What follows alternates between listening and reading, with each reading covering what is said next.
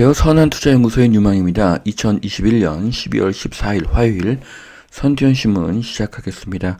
첫 번째 한국경제신문입니다. 어제는 코스피 코스닥 금리 환율 모두 하락했습니다. 자, 첫 번째 기사입니다. 전세 쌓이는 서울 16개월 만에 최에 달하고 합니다. 전세 매물 31,502건에 달하고 있는데요. 서울 아파트 전세 매물이 이렇게 늘어나고 있습니다. 가격 급등의 대출 규제 영향으로 임대차법 시행 직후 수준으로 1년여 만에 3.5배 급증했다고 하네요. 인기학군 대치 목동 전세 수천만 원 낮춰도 나가지 않고 있다고 합니다. 자, 전세가 늘어나니까 또 호가가 하락하고 있는 것이죠. 자, 이 기사를 읽으면 전세가 쌓이고 전세가가 하락하고 매매가도 하락할 것 같은 느낌이 듭니다. 하지만 제가 조사한 바로는 매매와 임대의 바닥은 11월이었고요.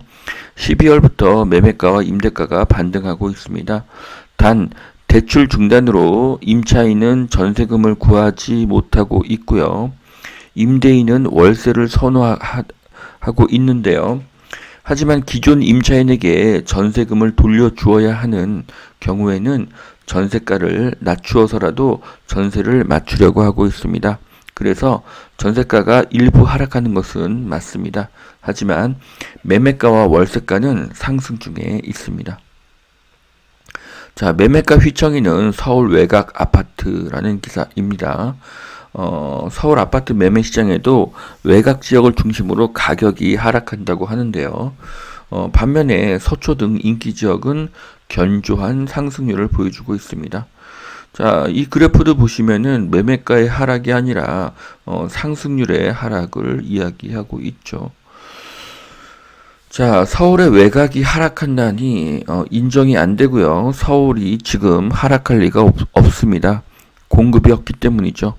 그러면 한번 경기도 외곽의 가격 추이를 한번 보겠습니다. 경기도 외곽의 추이를 보면은 앞으로 서울이 하락할 것인지를 더 정확하게 알 수가 있을 것입니다. 자, 요즘에 많이 언급되는 하락 지역 중에 한 곳이 이 지행동입니다. 지행동은 제가 올해 추천했던 아파트 중에 한 곳인데요. 보시면 이렇게 급격하게 상승을 했다가 최근에 매매가가 소폭 꺾였습니다. 하지만 이것은 대세 하락은 아니고요. 급격한 상승 후에 잠깐 쉬어가는 국면으로 볼 수가 있습니다. 자, 여기는 파주 문산입니다. 그러니까 경기도 동북쪽의 끝단에 있는 문산역 인근에 있는 아파트인데요. 이 아파트도 제가 예전에 추천을 했었죠. 그래프를 보시면 매매가 전세가 하락의 기미는 없습니다. 네. 자, 그 다음은 그 아래쪽에 있는 파주 아동동 팜스프링이라는 아파트인데요. 올해 초에 추천한 파주 금촌역 아파트입니다. 급상승 후에 소폭 하락하는 모습을 보여주고 있는데요. 하지만 대세 하락으로는 보이지 않습니다. 자, 그 다음은 제가 1년 반 전에 추천했던 아파트인데요. 네, 여기는 평내 호평역, 그러니까 경기도의 동쪽이죠. 이쪽도 지금 보시면은 하락의 기미는 없습니다. 그 다음에 여기도 올해 추천한 인천의 서쪽 끝에 있는 운서역에 있는 아파트들입니다. 추천 후에 급등했고요. 하락의 기미는 없습니다. 정부는 서울의 외곽 아파트 가격이 하락한다는 거짓 기사를 만들고 있습니다. 만일 진짜 서울의 외곽이 하락한다면 경기도 외곽은 더 먼저 이미 무너졌을 것입니다. 하지만 그런 기미는 없습니다. 앞으로 최소 4년간 서울과 경기도의 공급은 급감합니다. 전세가의 하락은 전세의 월세화의 과도기간 중에 일시적으로 나타나는 현상으로 보여집니다.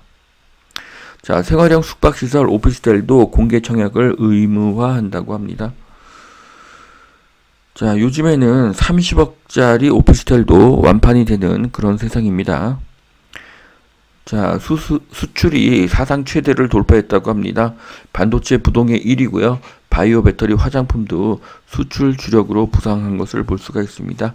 자, 이 표를 보시면은 화학이 꾸준하게 성장한 것을 볼 수가 있고요. 반도체는 지금 똑같은 1위로 보이지만 2016년도에는 622억 달러였고, 네, 그 다음에 2021년에는 1152억 달러니까 똑같은 1등이긴 하지만 두 배로 수출액이 늘어난 것이죠. 네, 엄청난 상승으로 볼 수가 있습니다. 자, 한국이 성장하려면 달러를 벌어야 하겠죠. 원화를 찍어서는 안 됩니다. 한국은 대기업 중심의 산업 구조이기 때문에 달러를 벌기에 좋은 구조입니다. 한국의 대기업은 최고의 애국자고요. 어려운 상황에서 최고의 실적을 갱신한 대기업들에게 박수를 보내겠습니다. 자, 본사를 메타버스에 마이크로소프트, 메타, 우리도 가자. 자, 메타버스 정착에 박차를 가하는 기업들. 자, 그 본사의 역할을 하는 그런 메타버스를 많은 회사들이 만들고 있습니다. 네, 이제 디지털 본사라고 그렇게 호칭하고 있네요. 자, 메타버스는 대세고요. 앞으로 많은 산업을 발전시킬 것입니다. 자, 종부세 빼주는 상속주택이 늘어날 것이라고 합니다. 정부가 억울한 종부세 최소화를 위해서 지분율 20%, 공시가 3억 상향을 논의하고 있다고 합니다. 확정된 것은 아니고요. 검토하는 차원이라고 하는데요. 자, 법을 만들 때 미리 생각하지 못하고 반대가 심하면 법을 바꿉니다. 또한 법을 만들 때 소급을 쉽게 하는데요. 법이 소급되는 나라는 없습니다. 이것은 법치 국가가 아닌 것을 알 수가 있습니다. 자, 삼성 못 뜨자 로봇 관련주가 일제히 강세를 보이고 있습니다. 인터넷만큼의 충격적인 변화는 로봇입니다. 앞으로 로봇은 대세가 될 것입니다. 자, 명품주 루이비통, 모에 헤네시 몸값이 더 치솟는다고 합니다. 올해 1월 달의 주가보다 현재 주가가 굉장히 많이 상승한 것을 볼 수가 있습니다. 앞으로 소득은 양극화되고요. 고가 명품은 더 잘 팔리게 될 것입니다. 방배 6단지, 한강 멘션, 불광 5단지 정비사업 수주가 후끈하다고 합니다. 앞으로 이런 지역들이 초고층으로 재건축되기를 기대해 보겠습니다. 자, 용인, 안양, 경기, 광주 연말 막차 분양 일반 가구를 쏟아낸다고 합니다. 용인, 안양, 광주 모두 입지가 좋습니다. 자, 부동산 간보기 그만하고 시장 원칙을 바로 세워야 한다. 자, 국가는 국익과 국가의 미래를 생각해야 합니다. 표만 의식하는 정책은 국가의 경쟁력을 약화시킬 것입니다. 자, 두 번째 매일경제신문입니다. 자, 한방 찾는 2030. 자, 청년 75%가 내 월급이 오르지 않는다고 복권방에 몰리고 코인에 물리고 있다고 합니다. 자, 월급이 안 오를 수도 있습니다. 하지만 월급이 오른다고 저축이 늘지는 않습니다. 그래서 항상 절약하고 저축하고 투자하는 습관을 키워야 합니다. 청년은 시간이라는 힘이 남들보다 많습니다. 그래서 지금부터 투자를 공부해야 합니다. 투자 공부는 필수이고요. 열심히 일하고 절약하고 저축하고 공부하고 투자를 하면 누구나 부자가 될 수 있다고 생각합니다. 자, 희망이론 2030이 사행성 투자 게임에 내몰려서요. 회사보다 주식이 더 짭짤하다고 하는데, 자, 주식 투자도 장기적이고 마음 편한 투자를 해야 합니다. 그렇지 않으면 자신의 일에 두각을 나타내기가 어렵습니다. 재테크의 1순위는 연봉을 올리는 것입니다. 그래서 그런 투자를 공부해야 합니다. 자, 글로벌 이슈입니다. 미국 임금, 집값, 줄줄이 급등, 그레이트 인플레이션 시대가 재현이 되나? 자, 그레이트 인플레이션 시대는 1965에서 1982년까지 물가가 크게 오른 시대를 뜻합니다. 월가의 큰손 뉴욕생명 자산운용의 CIO도 앞으로 2, 3년간 물가가 상승할 것이라고 예견을 했습니다. 자, 미국은 엄청난 돈을 풀었고 중국은 임금이 올랐습니다.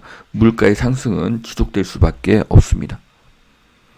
자, 뭘 살지 고민이 될 때는 위메프 AI에게 물어보면 된다고 합니다. 자, 인공지능이 7억 개의 상품을 분석을 해서 그 개인에게 맞는 상품을 제시해 준다고 합니다.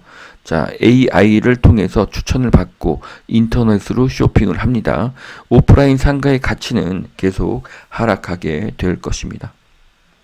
자, 31,000원 버거 한국에서 통할까? 고든 램지 버거가 20일부터 31,000원짜리 버거를 판다고 하네요.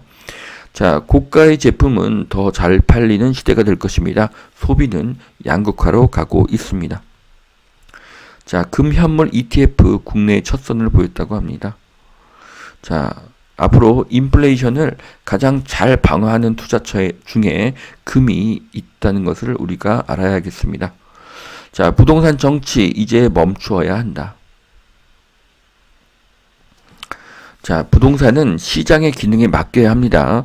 정치적인 시각으로 부동산을 보니 계속 오류가 생겨나는 것입니다. 배고픈 건 참아도 배 아픈 건 못 참는 국민성, 그것을 선동하는 정부, 거기에 속는 무주택자. 결국 최대의 피해자는 바로 무주택자입니다. 지금같이 하락 기사가 쏟아져 나올 때가 기회입니다. 공급이 없이 하락은 불가능합니다. 앞으로 최소 4년간 대규모 입주는 없습니다. 자, 여기까지 2021년 12월 14일 화요일 선텐신문 마치겠습니다. 오늘도 투자에 도움이 되시길 바랍니다. 감사합니다.